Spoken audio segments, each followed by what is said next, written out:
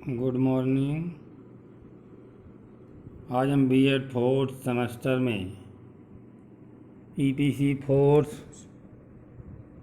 Course के अंतर्गत physical education of yoga unit 3 में हमने योगा के बारे में अध्ययन किया, जिसमें अष्टांग योग पतंजलि के 8 मार्ग को हमने देखा। तो जिसमें हमने सबसे पहले 8 में यम है, फिर नियम, आसन, प्राणायाम, प्रत्याहार, धारणा, ध्यान, समाधि।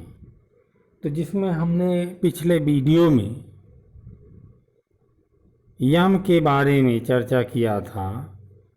तो यम के 5 प्रकार भी बताए थे हम। 5 प्रकार थे: अहिंसा, सत्य, अस्तेय, ब्रह्मचर्य और अपरिग्रह। तो आज हम दूसरे के बारे में पढ़ेंगे।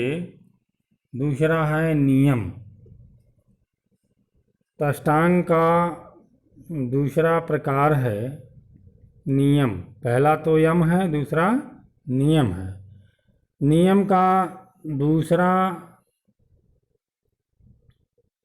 नाम होता है सदाचार। सदाचार को प्रश्रय देना। इसके भी 5 नियम हैं। पहला है शौच। शौच क्या है? शौच अर्थात शरीर का शुद्धिकरण, जिसमें बाह्य और आंतरिक शुद्धिकरण समाविष्ट हैं। स्नान, पवित्र भोजन, स्वच्छता के द्वारा बाह्य शुद्धि तथा मैत्री, करुण, सहानुभूति, प्रसन्नता, कृतज्ञता के द्वारा आंतरिक अर्थात मानसिक शुद्धि को अपनाना चाहिए। दूसरा बताया संतोष। शौच के बाद संतोष अर्थात अपने प्रयत्न से जितना प्राप्त हो, जितना भी फल प्राप्त हो, उतने से ही संतोष कर लेना चाहिए।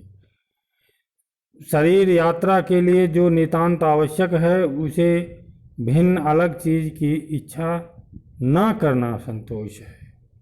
तपस का मतलब होता है कठिन व्रत का पालन करना। जैसे क्या है, सर्दी है, गर्मी है, सहन करने की शक्ति, लगातार बैठे रहना, खड़े रहना, शारीरिक कठिनाइयों को झेलना, ये तपस कहा जाता है। चौथा क्या है? स्वाध्याय है। स्वाध्याय अर्थात नियम पूर्ण धर्म ग्रंथों का अध्ययन करना, अर्थात शास्त्रों का अध्ययन करना तथा ज्ञानी पुरुष के कथनों का अनुशीलन करना। लास्ट इसमें है 5वां, ईश्वर प्राणिधान। ईश्वर के प्रति श्रद्धा रखना। प्राणिधान यानी ईश्वर के प्रति श्रद्धा रखना सबके लिए परम आवश्यक है। योग दर्शन में ईश्वर के ध्यान का योग सर्वश्रेष्ठ विषय माना जाता है, अर्थात ईश्वर में ध्यान मग्न होना और अपने को उसी के ऊपर छोड़ देना बिल्कुल प्राणिधान कहलाता है। अब अगला तीसरा नियम है।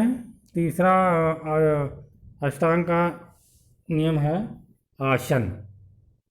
आसन क्या? आसन का अर्थ होता है शरीर को विशेष मुद्रा में रखना। आसन की अवस्था में शरीर का हिलना, मन की चंचलता इत्यादि का अभाव हो जाता है। तन मन दोनों को स्थिर रखना पड़ता है। शरीर को कष्ट से बचाने के लिए आसन को अपनाने का निर्देश दिया जाता है। ध्यान की अवस्था में यदि कष्ट यानी शरीर को से बचाना है तो आसन अपनाने का निर्देश दिया जाता है। तो ध्यान की स्थिति में यदि कष्ट विद्यमान है तो बाधा भी आती है, इसलिए आसन में जोर दिया जाता है। आसन विभिन्न प्रकार के होते हैं। आसन की शिक्षा साधक को एक योग्य गुरु के द्वारा ग्रहण करनी चाहिए। आसन से शरीर स्वस्थ होता है।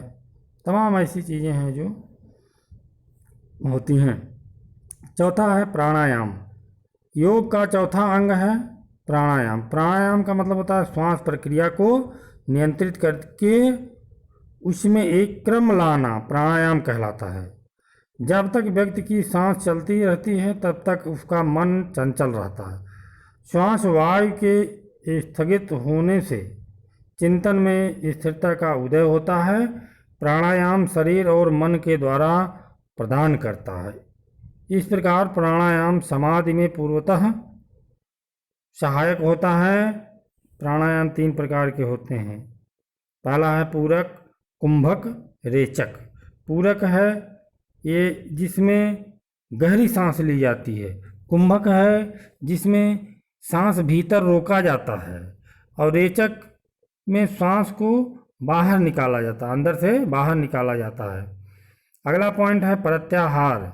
योग का ये 5वां अंग है। प्रत्याहार का अर्थ होता है इंद्रियों को अपने बस में रखना। प्रत्याहार का मतलब इंद्रियों को अपने बस में रखना, इंद्रियों को बाह्य विषयों से हटाना तथा उन्हें मन को बस में करना। ऐसा करने के लिए इंद्रियों को सबसे पहले बाह्य पदार्थों से बिल्कुल अलग कर देना चाहिए। दोनों के बीच का संपर्क तोड़ देना चाहिए। स्वतः इंद्रियां अपने विषय की ओर दौड़ती हैं। योगाभ्यास के लिए ध्यान एक ओर लगाना होता है। अतः यह आवश्यक हो जाता है कि इंद्रियों को अपने विषय से संसर्ग नहीं हो। प्रत्याहार के द्वारा इंद्रियां अपने विषयों के नीचे से ना चलकर मन के अधीन हो जाती हैं। प्रत्याहार को अपनाना बहुत ही कठिन है। और अगला 6वां नियम है धारणा। धारणा का मतलब होता है चित्त को अभिष्ट विषय पर जमाना, अर्थात मन या चित्त को एक विषय, स्थान अथवा विशेष पदार्थ पर स्थिर करने की क्रिया को धारणा करना कहते हैं। धारणा अनुशासन की पहली सीढ़ी है। धारणा में चित्त किसी एक विषय पर केंद्रित हो जाता है। इस अवस्था में मन अथवा चित्त बिल्कुल स्थिर हो जाता है। इसमें परिवर्तन अथवा वृत्तियों को बंद कर दिया जाता है। इस योग में चित्त को अन्य वस्तुओं से हटाकर एक वस्तु पर केंद्रित भूत कर देना पड़ता है। वह वस्तु बाह्य अथवा आंतरिक दोनों हो सकती हैं।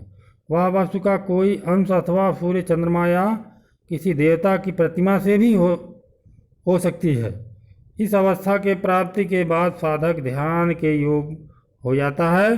साधारण रूप से मन में बहुत से विचार आते हैं और फिर कुछ देर के बाद चले भी जाते हैं, परंतु धारणा में ऐसी बात नहीं होती है। इस अवस्था में मन अथवा चित्त किसी एक स्थान पर जाकर इस तरह से टिक जाता है कि उसके सिवाय मन में कोई दूसरा विचार नहीं आता है। अगला पॉइंट क्या है? ध्यान। 7वां पॉइंट है ध्यान। योग का 7वां अंग है ध्यान। ध्यान प्रायः मनुष्य अपने दैहिक कार्यों में इतना व्यस्त रखता है। दैहिक माने शारीरिक, दैनिक, दैनिक का मतलब रोज,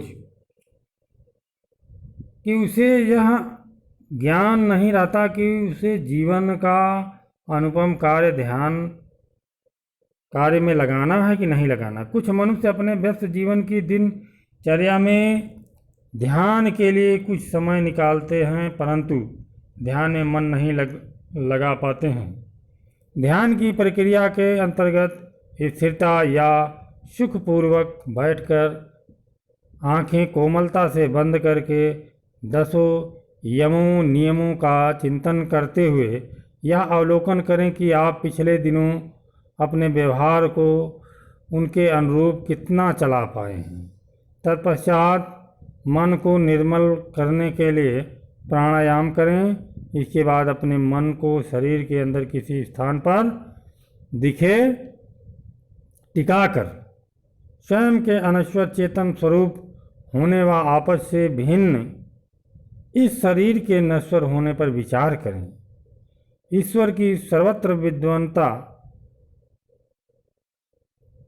को महसूस करते हुए विचार करें। ईश्वर के गुणों का चिंतन करते हुए यह महसूस करें कि उसके आनंद आदि गुणों में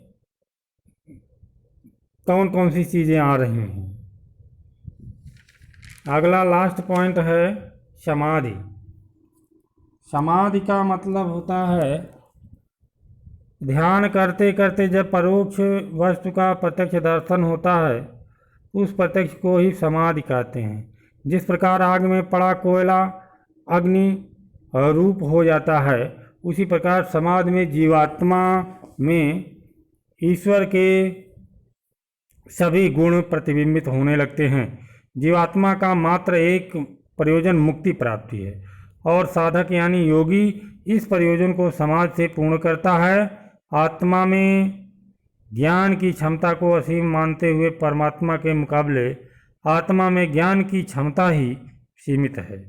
एक कुशाग्र बुद्धि वाला व्यक्ति तभी 100 वर्षों में अध्ययन आदि के माध्यम से ही पारंगत हो सकता है, जबकि इस सृष्टि में अनगणित और अंतहीन विषय हैं।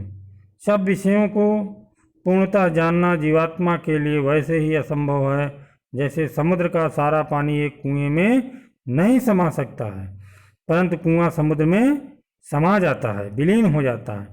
इसी तरह समाधि के माध्यम से आत्मा को ज्ञान से पूर्ण रूपेण भर दिया जाता है।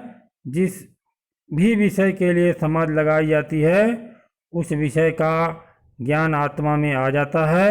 इसी तरह समाधि के माध्यम से आत्मा अनगिनत विषयों में पारंगत हो सकता है। तात्पर्य यह है कि ज्ञान स्वरूप परमात्मा हमारी आत्मा में पूर्णतः व्याप्त है, परंतु परमात्मा जो ज्ञान का अथाह भंडार है को पाने के लिए हमें उचित ज्ञान चाहिए, जो हमें योग गुरुओं द्वारा प्राप्त हो सकता है। इसे ही जीवन का ईश्वर अथवा ब्रह्म में लीन होना कहते हैं। यही जीवन का आदर्श है। समाधि के 2 भेद बताए गए हैं, संप्रज्ञात समाधि और असंप्रज्ञात समाधि। Thank you.